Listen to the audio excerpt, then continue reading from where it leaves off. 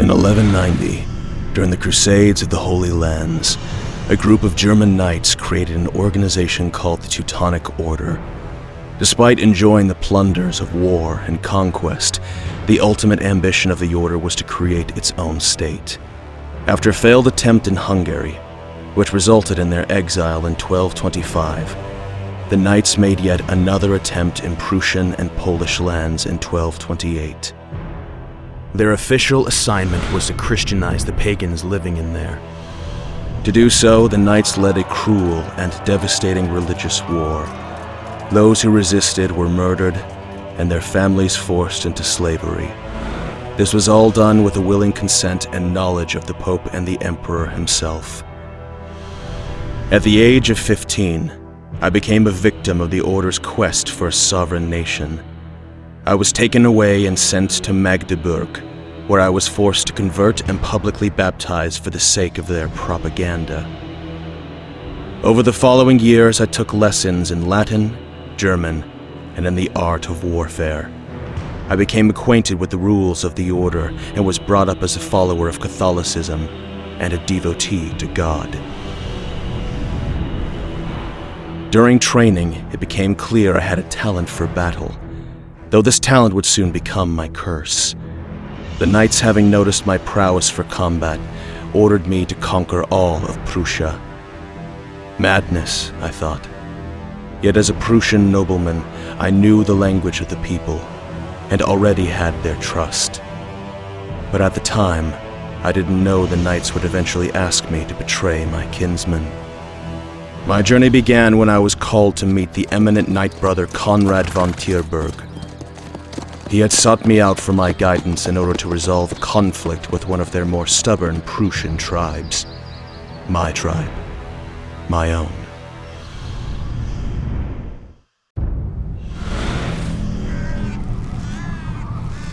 For the first time, I saw the cruelty of the Order with my own eyes. I confused how the Pope could be so silent towards their crimes. Then I realized it wasn't a matter of faith or belief, but of privilege and power. With my realization came the will to break my shackles. I cast off my knight's mantle and renounced the faith forced upon me. Soon I stood with my tribesmen side by side against the knights. The years spent fighting alongside the Knight Brothers taught me all of their techniques and strategies. I was acquainted with their tactics, and I knew how to use their weaknesses against them. In 1263, on the fields of Lubava, we were about to strike at the Order with all our strength.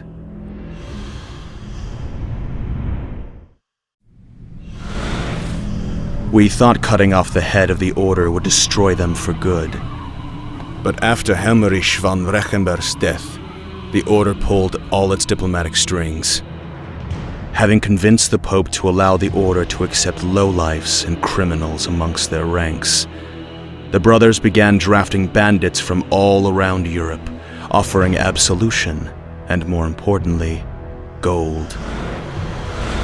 Unaware of the impending danger, we decided to split our forces, focusing on strategic points crucial to the Order. Link, the leader of the Bart and Pogazan tribes, targeted Christburg, the mightiest of the Order's strongholds. But by then, my kinsmen were not aware that all of Europe, united by faith and gold, had decided to stand against them.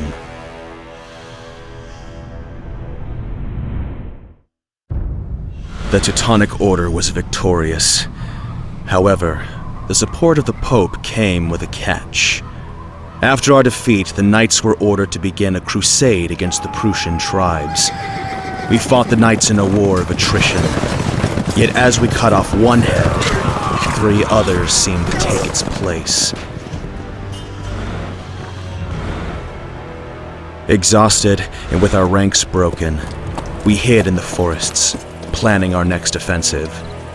But the Knights of the Order struck first. Learning from our strategies, they attacked us with all their forces in the very place we least expected them.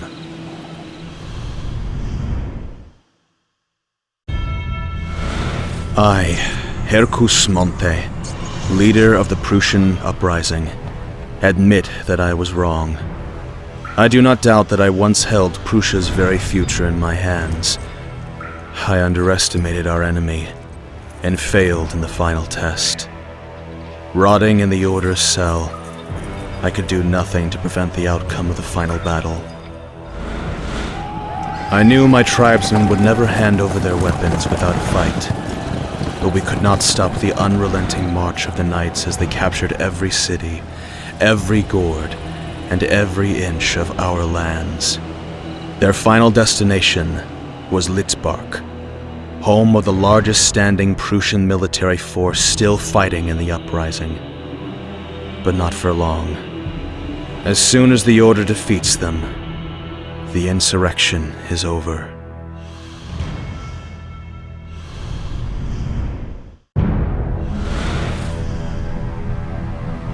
I was told my fellow tribesmen of Litzbark fought well, but such things only matter for those who still hold honor in high regard.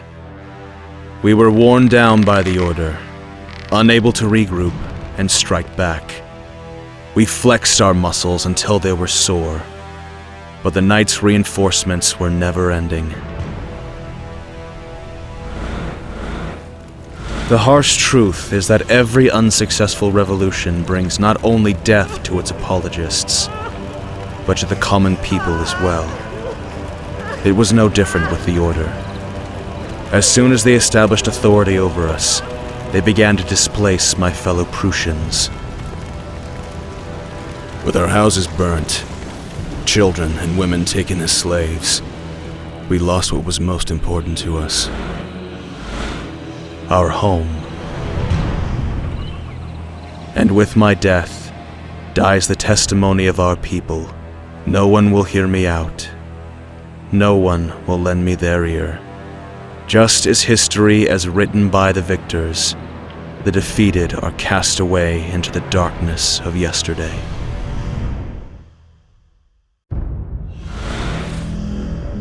The life of Frederick II to this day is considered scandalous and unorthodox. His unyielding temperament and lifetime struggle with papal power led to numerous brawls within the country, granting him the nickname of an Antichrist. Ironically, despite being excommunicated fourfold, skeptic King Frederick II met his death peacefully among the habits of Cistercian monks in 1250, what forever ended the line of the House of Hohenstaufen. The king's death threw the country into a stupor, universally called the Great Interregnum, the time when no king could achieve enough recognition to consolidate the country's holdings under one ruler, leaving Germany in a state of permanent civil war for almost 20 years. The tide of this 20-year-old dismay changed when the biggest beneficiary of Germany's disorder, Count Rudolf von Habsburg, used his wealth and connections with the abbots to make himself a firm candidate for the kingship. To seal his coronation, Rudolf promised the renunciation of the imperial rights to the Pope and promised a new crusade to Pope Gregory X, a former adversary of Frederick II. As a result, Rudolf I of Germany was crowned in Aachen Cathedral on the cold day of the 24th of October, 1273. However, another candidate for the throne, Ottokar II of Bohemia, never acknowledged Rudolf's election. When the new king decreed all lands lost after Frederick II's death to be returned to the crown, depriving Ottokar of vast parts of his land, it became the last straw. The good people of Germany were about to be thrown into yet another war. But whilst Ottokar II was preparing for the clash, the crown had to deal with a much more pressing matter. The first edict of the new king was to wage war against the robber barons, whose activities exploded in the wake of imperial authority during the Great Interregnum, and who committed numerous crimes against the crown, such as stealing ships or kidnapping. If Rudolf I wanted to stand against Ottokar II, he had to deal with the barons first.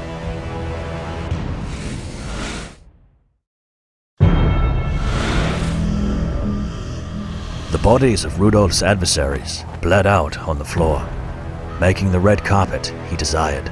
The Raubritters' heads were speared up, creating a morbid admonition.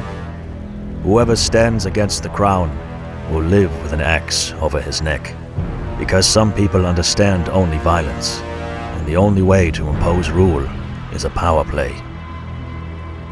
Once the robber barons were removed, Rudolf I focused on the imminent threat brewing abroad.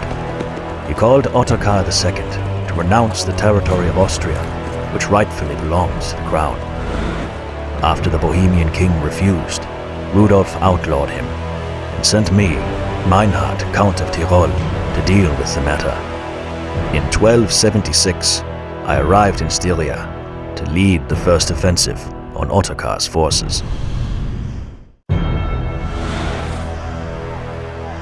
The triumphant soldiers thrusted their swords into the earth, marking the land for the king. We made sure the soil was welcoming for our brethren. We did not cry for the fallen, as we are a generation of warriors. Our armor will never get the chance to rust, and our swords will never lose their edge. I do not think we are fighting for ourselves anymore, but for what's next to come, for those whose armor can and will rust. The country was still a boiling pot.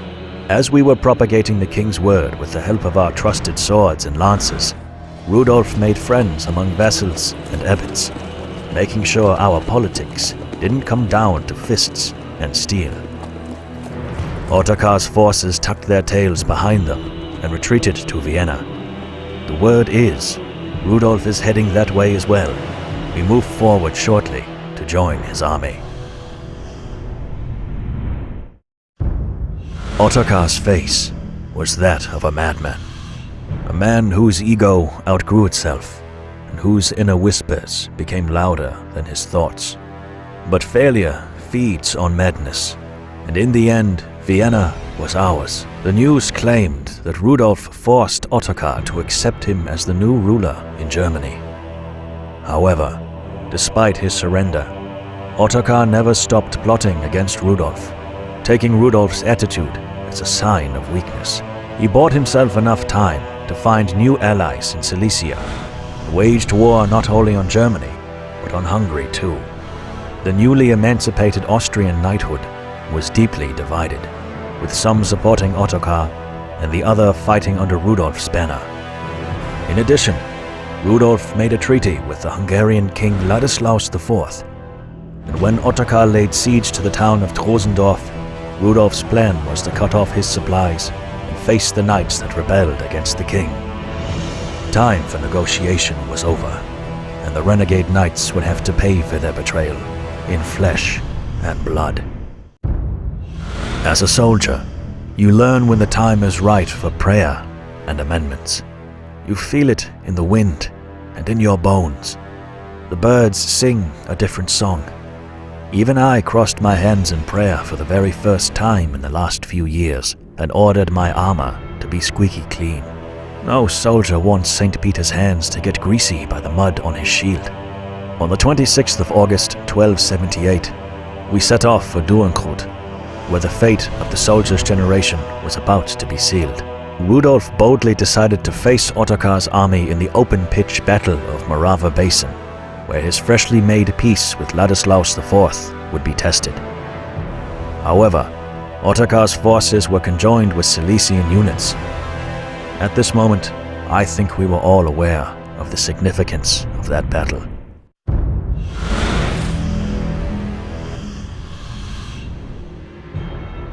Each of us questioned Rudolf's leadership at least once. We were tired of all this rousting, but our doubts were dispelled the moment he took control of the cavalry. His daring strike shattered Ottokar's forces with surgical precision, forcing him to retreat. We chased Ottokar to his last breath, and when his armor was worn with dirt and blood, we struck hard. Rudolf tried continuing his expanse further into Czech territory, but was met with an overwhelming defiance. Eventually, he surmised that the best means to end the conflict was infatuation. He gave the hand of his daughter Jutta to Václav, Ottokar's successor. both rulers administered their crowns greatly, aware that steady economic growth can only be achieved with stability and protection. They created one of the most influential and powerful dynasties in the world. The time of soldiers came to an end, so I stowed my armor and let it rust. Can't say it was easy to adapt to the new way things were, but I must admit, living outside of a thunderstorm has its bright sides.